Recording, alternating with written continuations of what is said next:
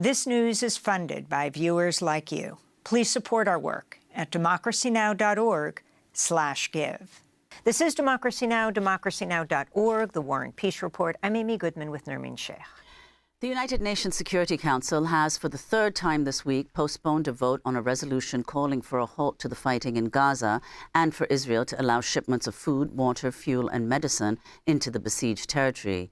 Several Security Council members have expressed frustration with the United States for repeatedly delaying votes and for threatening to once again veto any resolution. We're joined now by Phyllis Bennis, fellow at the Institute for Policy Studies, serves as an international advisor for Jewish Voice for Peace. Phyllis has written a number of books, including Understanding the Palestinian-Israeli Conflict, her recent piece for In These Times, headlined The Christmas Truce of 1914 and the Demand for a Ceasefire in Gaza. As we went to air today, Phyllis, there is no resolution at this point at the UN. One is expected today, but we said that Monday and Tuesday and Wednesday. If you can talk about what's going on there, and then we can talk about that Christmas truce as we move into the weekend. This is, in some ways, a very old story. The United States refuses to accept a globally demanded ceasefire in the context of Israeli assaults, particularly on Gaza. And we've seen it before, we're seeing it again now. The U.S. is refusing to allow the term cessation of hostilities. They certainly will not allow the term ceasefire to be used. They want to talk about a suspension of hostilities, meaning just a temporary pause like we saw 2 weeks ago, to allow in a certain amount of aid, reduce the pressure on Israel, get some of the hostages released, and then go back to the Israeli assault and kill more thousands of Palestinians, presumably. So what we're looking at is the question of whether the other members of the Security Council will be able to persuade the U.S., and I think this is very doubtful, to change their position and allow decent language about a real cessation of hostilities or a ceasefire. And if they don't, will the Council go ahead and force the United States to use its veto, something the U.S. does not like to do, or will it essentially collapse under its own pressure and simply withdraw the resolution and say, well, we couldn't get the U.S. on board, so we're not going to go forward? The issue then becomes whether you're letting the U.S. off the hook by saying we will simply, we'll simply withdraw the resolution, or do you force the U.S. to use its veto, which then has consequences, including sending the resolution off to the General Assembly, where it passes under very particular conditions that can make it much more influential and, by some arguments by legal scholars, perhaps enforceable like a Security Council resolution would be. So that's where the Council is right now. And Phyllis, so if you could explain that, because normally a General Assembly vote is not legally binding in the way that a Security Council vote is, which is why there's so much emphasis on what the Security Council does. The particularity here, Nermeen, is that when the U.S. or any other of the 5 permanent members of the Council actually uses a veto, a new regulation at the UN that was passed a couple of years ago requires that the General Assembly then meet within 10 days to take up that same issue. You know, ordinarily this is very closely held. The Security Council deals with threats to peace and security around the world. The General Assembly can deal with everything else. But when one of the 5 permanent members, in this case, of course, the United States, uses its veto on an issue of peace and security, under those conditions, the General Assembly is required to hold an emergency session, and it's held under what's known in the UN as the Uniting for Peace precedent.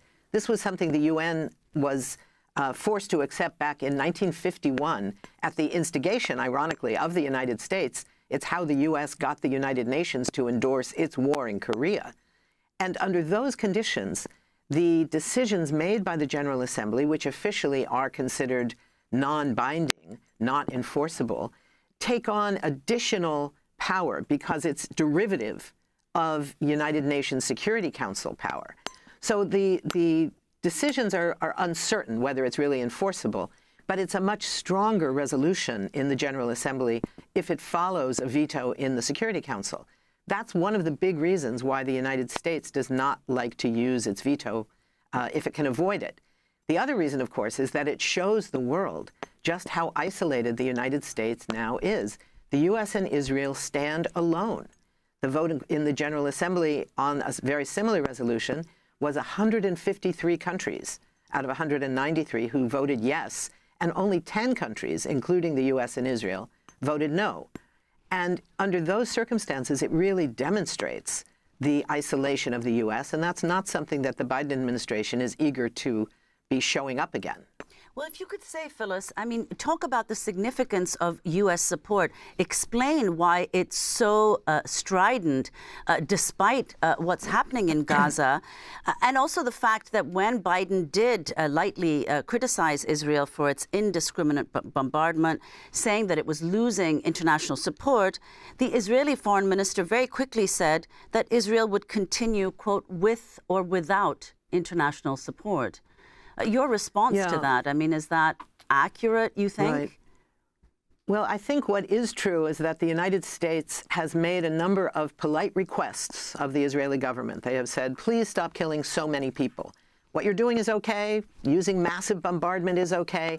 But try and pull back a little bit, maybe change the tactics of the ground invasion so that you're not killing quite so many civilians. It doesn't look good. But there are no consequences when the Israeli response, as you just said from Prime Minister Netanyahu or others, is simply, no, we're going to continue what we're doing. There's no way that Israel feels compelled to respond to that until the requests become requirements. And the requirements come with conditions that make a difference. So that when the United States says, you've got to stop bombing Gaza, you're killing civilians and it's illegal under international law, you've got to stop. And Israel says, nope, we're going to continue, then the next sentence out of the mouth of President Biden or Secretary of State Blinken or whoever is relaying that message is, okay, then you know those billions of dollars we send to your military every year? You can kiss that goodbye. And you know how we've been protecting you at the International Criminal Court so you're never held accountable for war crimes? We're not doing that anymore. So those are the kinds of things that will begin to have a real impact on Israel. As long as the Israelis are clear that the Biden position of what we might call bear hug diplomacy, where the symbolism of his embrace physically and politically of Netanyahu and the Israeli state is, we have your back, we will protect you no matter what, but please make a few amendments.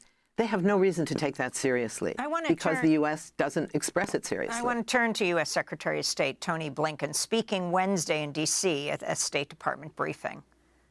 I hear virtually no one saying, demanding of Hamas that it stop hiding behind civilians, that it lay down its arms, that it surrender. This is over tomorrow if Hamas does that. This would have been over a month ago, 6 weeks ago, if Hamas had done that. And how can it be that there are no demands made of the aggressor and only demands made of the victim? Phyllis Bennis, your response. You know, it's ironic that the Secretary of State of Israel's biggest supporter, the provider of 20% of its entire military budget, among other things, will move forward to say that there's the need for the people of Gaza, because this war is against the people of Gaza. It is not just against Hamas. That's simply not the case. The notion that the U.S. is saying that the demand should be made on Hamas, when it's been the United States backing of Israel that has allowed Israel to impose a siege on Gaza for 17 years, we should be clear, this siege did not begin on October 7th. It was escalated after the atrocities that were committed on October 7th, for sure. But this had been going on for 17 years, harshly enough that 20% of all children in Gaza were stunted by the age of 2 because they could not get sufficient food necessary for children to thrive. That was way before October 7th. So we have to look at this in the context of the ongoing war that Israel has been waging in Gaza, against the people of Palestine. And it's a war that has become genocidal in its impact. So this notion that Secretary of State Blinken, who is desperately trying to divert the focus of U.S. outrage, global outrage at Israel and at the United States for enabling the Israeli war crimes to continue. He's using every possibility that he can. The negotiations are underway between Israel and Hamas in Cairo, with Egypt and Qatar as interlocutors. There's other negotiations underway, of course, at the United Nations, as we've been discussing.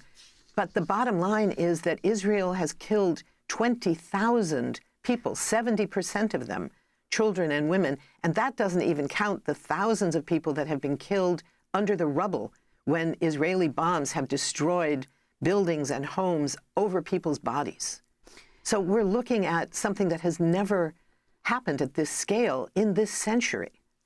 And that has to be our focus. That's why we need a ceasefire. You're not going to be able to protect the hostages and bring them home without a ceasefire. You're not going to be able to bring in sufficient aid to make it possible to stop what is now real starvation in Gaza. We have not seen that before, even under the siege. We have not seen actual starvation, and now the the United Nations World Food Program is saying that more than half of the families in Gaza are starving, and that 90% are food insecure.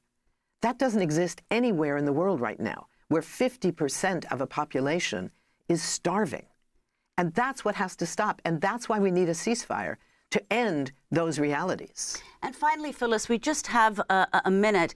If you could respond to the New York Times Siena poll that was released earlier this week, where it's clear that the majority of Americans are opposed to the Biden administration's policy, but in a perplexing finding, a number of them say that they would, in the 2024 election, vote for Trump instead as a result.